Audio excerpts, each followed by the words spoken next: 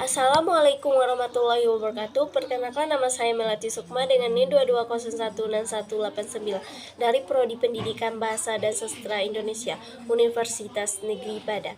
Pada kesempatan kali ini saya akan menjelaskan tentang teori dasar keterampilan berbicara dengan mata kuliah keterampilan berbicara dengan dosen pengampu Dr. Ermawati Arif MPD. Yang pertama, pengertian berbicara sebagai bentuk keterampilan berbicara. Berbicara merupakan salah satu keterampilan berbahasa yang cukup penting dikuasai oleh setiap manusia. Berbicara adalah seseorang dalam mengungkapkan atau mengekspresikan ide, pikiran yang ada dalam diri. Ia melibatkan orang lain dalam menyampaikan informasi tersebut menggunakan kata-kata. Yang kedua, tujuan berbicara terbagi menjadi dua, yaitu tujuan berbicara secara umum.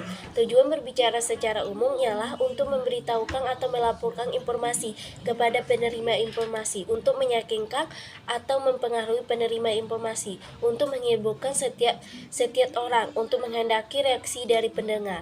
Sedangkan tujuan berbicara secara khusus merupakan dorongan orang untuk bersemangat untuk menerima informasi, untuk mempengaruhi orang lain agar mengikuti atau menerima pendapat, menyampaikan sesuatu informasi kepada lawan jenis berbicara.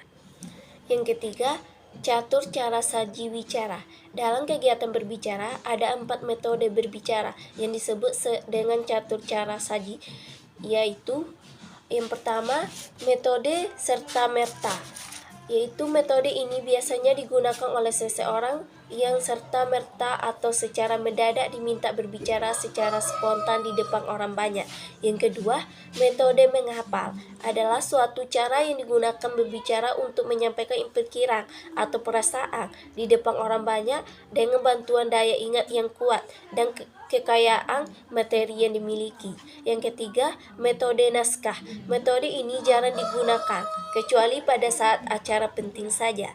Yang keempat, metode eksteforan, yaitu dalam metode ini kadang-kadang disiapkan konsep dengan tidak perlu menghafal atau demi kata pada sesuatu naskah.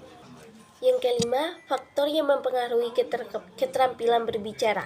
Keterampilan berbicara yang dimiliki seseorang bukan hal yang turun-temurun. Keterampilan tersebut dimiliki seseorang karena adanya kemauan dan motivasi untuk meningkatkan keterampilan berbicara. Hal yang menunjukkan bahwa faktor-faktor yang mempengaruhi kemampuan berbicara terdiri dari 2 faktor, yaitu faktor internal.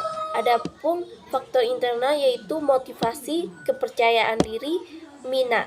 Yang kedua, faktor eksternal yaitu lingkungan atau bahasa ibu. Jenis-jenis berbicara. Jenis-jenis berbicara terbagi menjadi 4. Yang pertama, berbicara satu arah.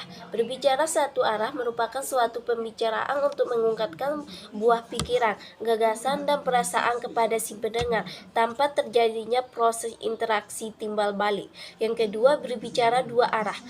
Berbicara dua arah.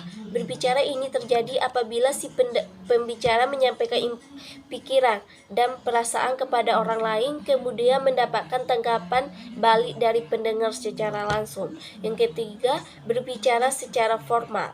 Berbicara secara formal merupakan kegiatan berbicara yang dilakukan di depan forum dengan tema tertentu dan mediumnya bahasa Indonesia.